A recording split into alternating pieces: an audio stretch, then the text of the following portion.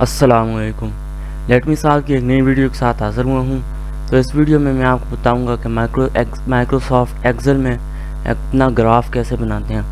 अगर आप Microsoft Excel में बिगिनर हैं, आपको माइक्रोसॉफ्ट एक्सेल के बारे में कुछ नहीं पता, तो इस वीडियो को देखने के बाद आपको ये पता चल जाएगा कि माइक्रोसॉफ्ट एक्सेल में ग्राफ कैसे बनाया जाता है। बहुत ही आसान तरीके से बताऊँगा। और साथ जो मेरे पास जो वर्जन है माइक्रोसॉफ्ट एक्सेल 2007 है, इससे कोई फ़र्क नहीं पड़ता 2007 हो, 16 हो, 13 हो या 19 हो, सब में प्रोसेस तकरीबन सेम ही होता है। सबसे पहले हमने वो इक्वेशन लिख लेनी है जिसका हमने ग्राफ बनाना है। यहाँ पे फॉर एग्ज़ाम्पल मैंने ग्राफ बनाना है y is equal to 2x plus x। इस मैथमेटिक्स की इक्वेशन है, इसका हमने ग्राफ बनाना है। सबसे पहले हमने इधर अपनी वैल्यूज़ पुट करनी होंगी। x यहाँ पे हमारा x वैल्यू पुट करेंगे, यहाँ पे हम अपनी y वैल्यू पुट करेंगे। तो x वैल्यू फॉर एग्जांपल मैं इनको देना चाहता हूँ -2 से आगे इसकी x वैल्यू दूँगा। -2 के आगे -1 आएगा। -2 और -1 इन दोनों को अगर मैं ऐसे सिलेक्ट कर लूँ और इसका आपने इंतज़ार करना है, ये प्लस का साइन, इसको आप नुक्ते पे ले जाएंगे तो ये प्लस का साइन आएगा। इसको क्लिक करके आपने नीचे की तरफ ले जाएंगे तो ये वैल्यूज़ जिधर तक आप एक्सटेंड करना चाहें एक्सटेंड हो जाएंगी। -2 -1 से लेकर 11 तक वैल्यूज़ आ चुकी हैं हमारे पास, ये x वैल्यूज़ आ चुकी हैं। अब इनको y में कैसे कन्वर्ट करेंगे। अब अगर हम सब में y की वैल्यू लिखने लग जाएं तो बड़ा टाइम लगेगा, तो y में भी कुछ ऐसा काम हो सकता है। y में हम पहले लिखेंगे इज़ इक्वल टू, उसके बाद यहाँ पे लिखा हुआ है 2x प्लस x, 2 लिख लेंगे, 2 ये वाला 2 लिख लेंगे, उसके पास मल्टीप्लाई का साइन डाल देंगे, स्टेरिक इसको कहते हैं। फिर उसके बाद x की जो वैल्यू है वो लिख लेंगे। अब x की वैल्यू यहाँ पे -2 है, तो अगर आप इसको सिलेक्ट कर लें, ये कॉलम C है और रो हमारे पास 5 है, तो ये C5 हमारे पास सिलेक्ट हो गया। फिर उसके बाद दोबारा यहाँ क्लिक कर लेंगे, फिर प्लस का बटन दबा लेंगे, फिर दोबारा हमने कॉलम 5 को सिलेक्ट करना है क्योंकि दोबारा आगे x है, तो यहाँ पे दोबारा हम C5 लिख लेंगे। फिर जिस वक्त हम यहाँ पे एंटर मारेंगे तो हमारे पास इसकी वैल्यू -6 आएगी। अगर हम चेक करें 2 × -2 -4 -2 -6 वैल्यू बिल्कुल ठीक आई है, तो उसमें हमें और वैल्यूज़ पुट करने की ज़रूरत नहीं है, आगे सारी हमारा ऑटोमेटिक हो जाएगा आंसर। इसको ऐसे इस पे लाएंगे, प्लस का आंसर साइन आएगा, फिर इसको नीचे की तरफ खींच लेंगे, 11 तक एक्सटेंड करेंगे, हमारी वैल्यूज़ आ चुकी हैं। -2 पुट करने से इस इक्वेशन में -6 आता है, -1 पुट करने से -3, 0 पुट करने से 0, 1 पुट करने से 3। अगर आप चाहें तो चेक भी कर सकते हैं। फॉर एग्जांपल मैं 4 चेक करना चाहता हूँ। 4 इस इक्वेशन में पुट करने से क्या आता है, 2 × 4 8, 8 + 4 12 बिल्कुल ठीक आंसर आए हैं सारे।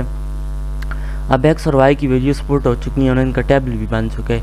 अब अगली चीज़ जो करनी है, हमने इनका ग्राफ बनाना है। ग्राफ बनाने के लिए इसको सिलेक्ट कर देंगे और उसके बाद पेज लेआउट पे आ जाएंगे, इंसर्ट पे आ जाएंगे, उसके बाद फिर स्कैटर पे आ जाएंगे और जिस तरह का ग्राफ आपको चाहिए उस तरह का ग्राफ आप ड्रा कर लें। पॉइंट्स वाला, सिर्फ पॉइंट्स वाला, पॉइंट्स और लाइन वाला, और ये लाइन वाला, जिस तरह का भी ग्राफ चाहिए आपको। मैं फॉर एग्जांपल ये वाला ग्राफ लेता हूँ। ये ग्राफ बन चुका है हमारे पास, इस तरह का ग्राफ बन चुका है। अब ग्राफ की लाइंस चेंज कर सकते हैं हम यहाँ से, और भी बहुत सारी ऑप्शंस हैं, इसमें से और भी हम सिलेक्ट कर सकते हैं। ग्राफ के नीचे बैकग्राउंड कलर भी सिलेक्ट हो गया इस तरह से, और ये बहुत सारे लेआउट्स हैं, इनमें से आप कोई भी सिलेक्ट कर सकते हैं जिसके मुताबिक आपको अपना ग्राफ रिप्रेजेंट करना हो, इस तरह। तो इस तरह से आप ग्राफ बना सकते हैं और ड्रा कर सकते हैं। उसके बाद आप और भी बहुत सारी चीज़ें देख सकते हैं, इनमें से जो आपकी मर्ज़ी लेआउट सेलेक्ट करें।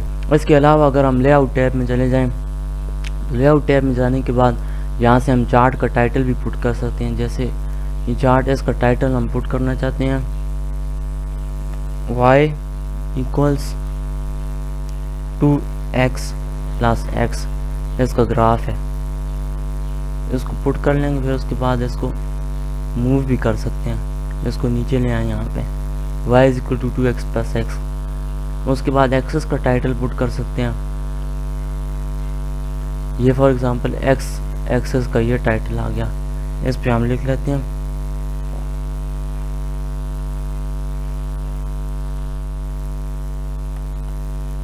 X Axis. اور اسی طرح وائی ایکسس کا گراف لے آؤٹ ٹیب میں جا کے ایکسس ٹائٹل میں جائیں گے.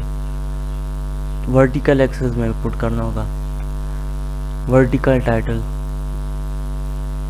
ادھر ہم وائی ایکسس لکھ سکتے ہیں. اور بھی بہت ساری آپشنس تھیں. Y Axis. اچھا اب اگر آپ اپنے گراف میں ایکس اور وائی ایکسس پٹ کرنا چاہتے ہیں تو اس کے لیے آپ کو جانا ہوگا. پہلے گراف سلیکٹ کر لیں گے. پھر اس کے بعد گراف سلیکٹ کرنے کے بعد لے آؤٹ ٹیب میں جائیں گے. Grade lines. یہ گریڈ لائنز ہی ایکسس کا بتاتی ہیں. اگر ہم یہاں پہ نان کر دیں گے دیکھیں وائی ایکسس غائب ہو گیا. اس کے بعد یہاں پہ بھی نان کر دیں گے تو یہاں سے ایکس ایکسس بھی غائب ہو گیا.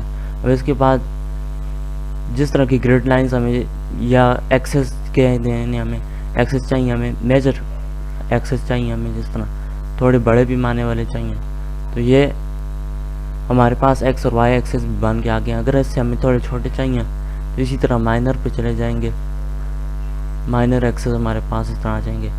یہ تھوڑے چھوٹے پیمانے کے ایکسس آ گئے ہیں. تو امید ہے آپ کو گراف بنانے کا طریقہ سمجھ میں آ گیا ہوگا. اگر آپ کو ویڈیو اچھی لگی تو لائک کریں شیئر کریں اپنے دوستوں کے ساتھ تاکہ زیادہ سے زیادہ لوگوں کو اس بارے میں پتہ چل سکے. اور سبسکرائب کریں اور ساتھ میں بیل آئیکن کو دبانا نہ بھولیں تاکہ آپ کو آنے والی ویڈیوز کی نوٹیفیکیشنز ملتی رہیں. اللہ حافظ.